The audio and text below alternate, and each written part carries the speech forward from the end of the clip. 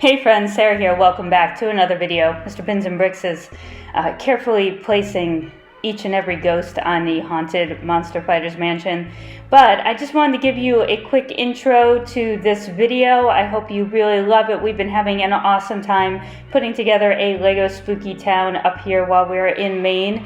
And in just a few seconds, I'm going to set the mood for you with a little bit of a weather update. So for now, sit back, subscribe, make sure to like this video, and we'll see you on the other side.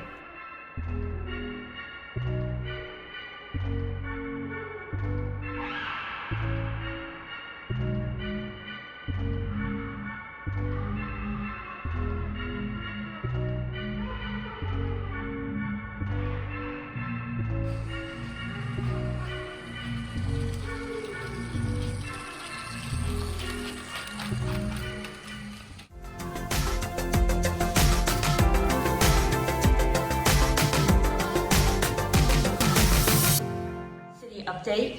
And of course this is more of a temporary city update because we are up in Maine, but we like to take up Lego sets with us, and I needed to do quite a bit of work on the spooky Lego city in order to be prepared for the big reveal on Halloween.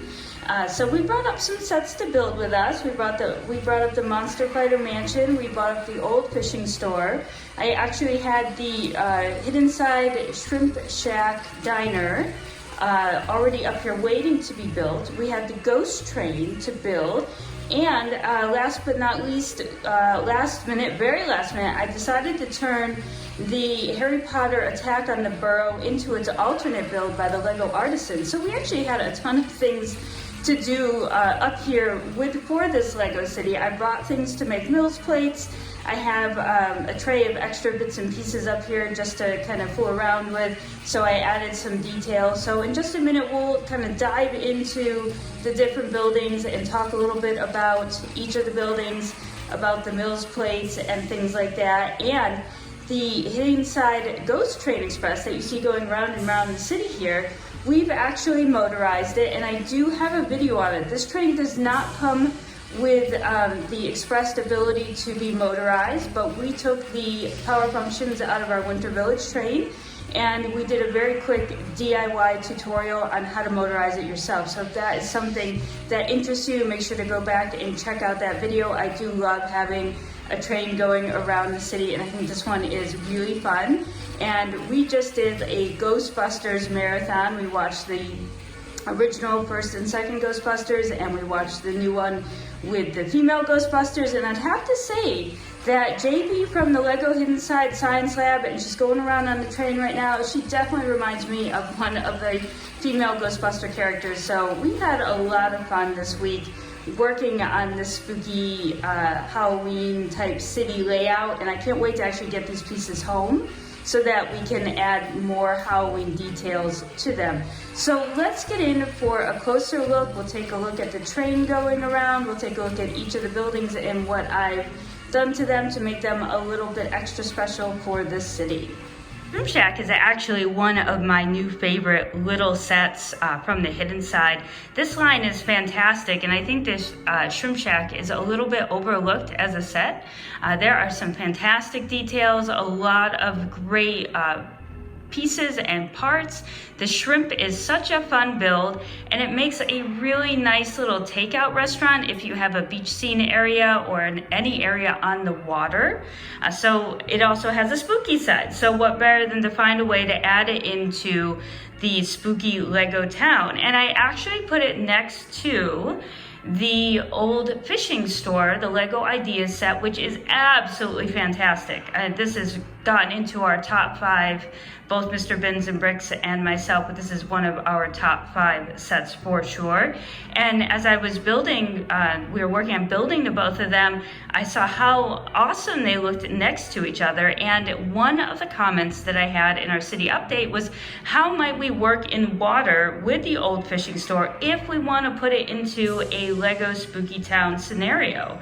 And I actually think we've come up with a super cute idea that that adds in a bit of water, gives you the idea that there is water around these buildings without having to, say, build an entire ocean. So let's dive in a little bit closer and take a look at the Mills plates that we made for these buildings. Starting off with the Shrimp Shack Mills plate, I actually did change the layout of the diner a little bit. As you would see in the original set, there would be another piece that would come off here longer, and that would actually hold the sign and a little trapdoor feature, but that was going to be just a little too much to make into a Mills plate, and I wanted to give it more of a diner look. So we just took off that end piece, kind of filled in a few bricks here and there, and then added it to a Mills plate. And I used the dark blue gray bricks on the top just to give it a darker feeling. You can certainly go with green or brown or tan or whatever you have, but since this would be a sidewalk scenario here in this town, I went with the dark blue gray. And I'm feeling for the Lego Spooky Town that the more exposed studs, the sort of spookier the theme feels. So this is how we handled water. So I actually had a blue plate on the bottom here, and I took apart some of the Mills. And that's the nice thing about a Mills plate, is that you can remove tiles and plates to create different depths.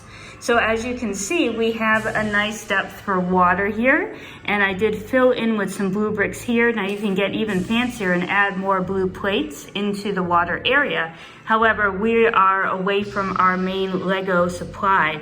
So right now we're going to just go with the base plate as our water. But there's a lot of ways you can detail that up. You can see we did add in a few rocks.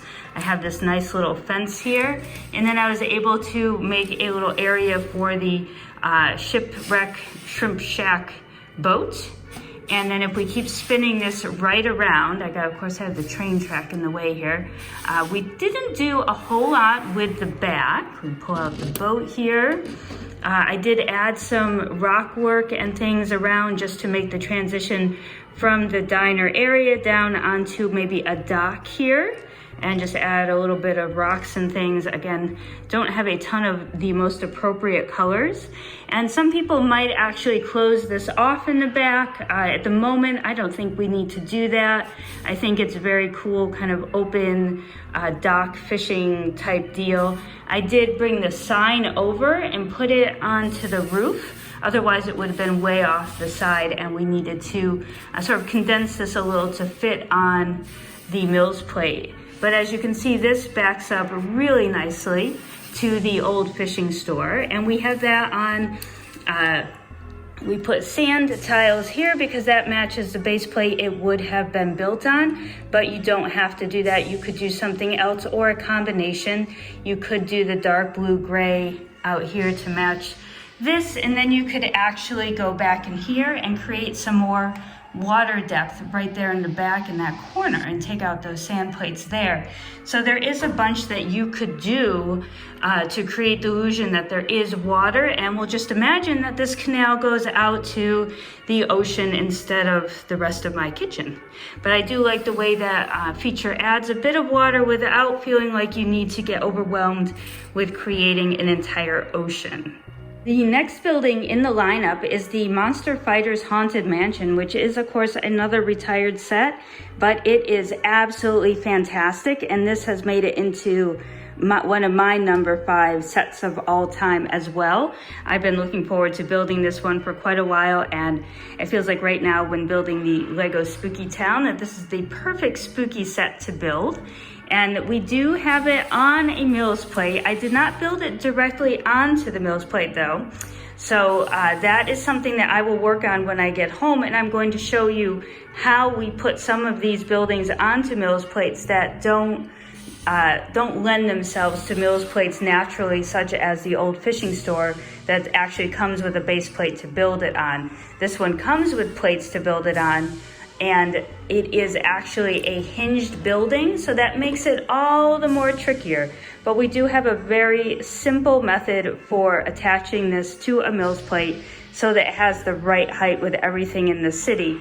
What we will do when we get home is actually place plates underneath this portion here, and we will place some tiles under this portion here so that this feature is always able to be used and opened.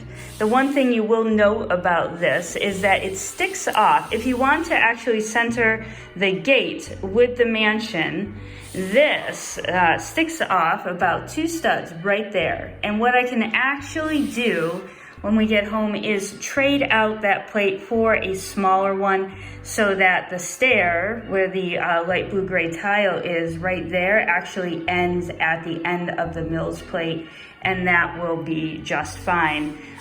You could clearly take the hinges out of this building and build it right onto the Mills plate. You could also modularize it if you wanted to as well. When it comes to these larger sets, these retired sets, ones that I've spent a good bit more money on, I do like to keep them in their original form as much as possible. So I would not want to take out the hinges, and I would not want to modularize it.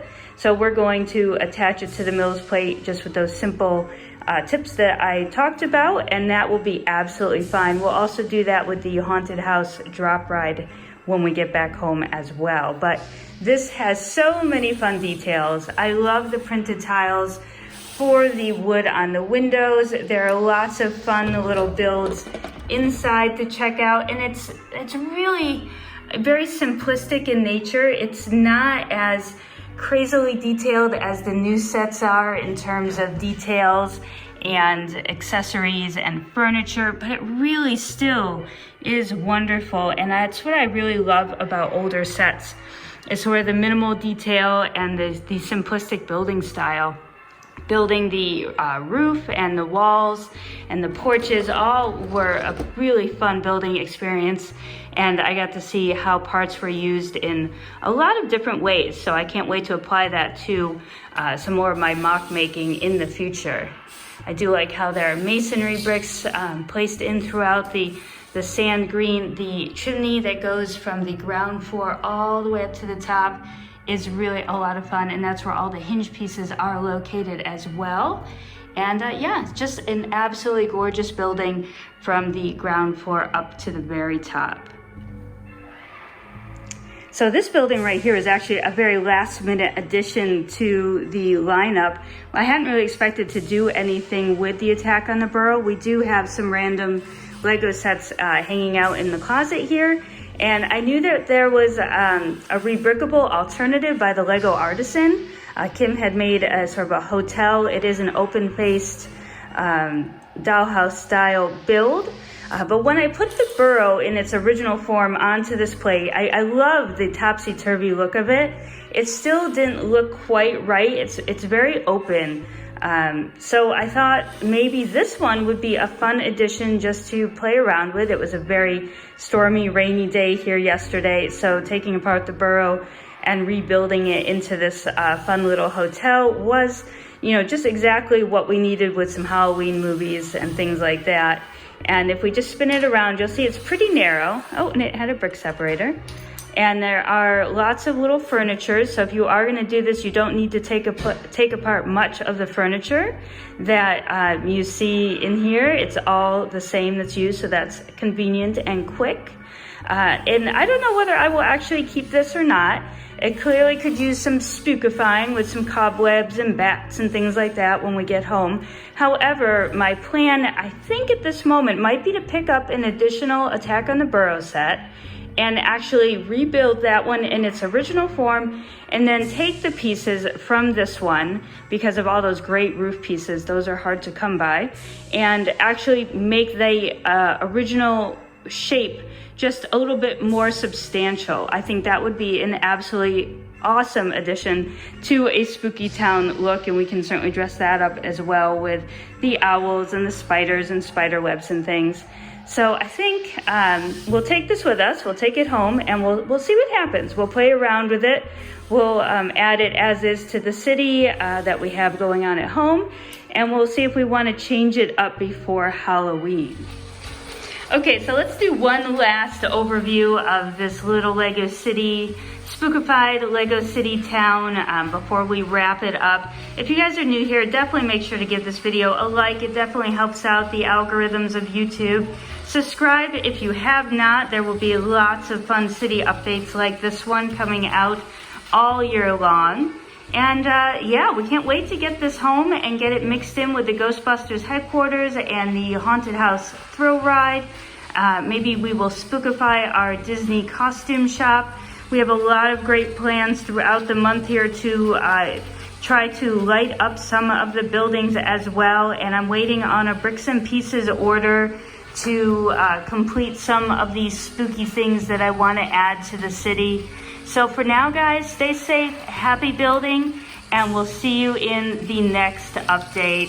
Bye for now.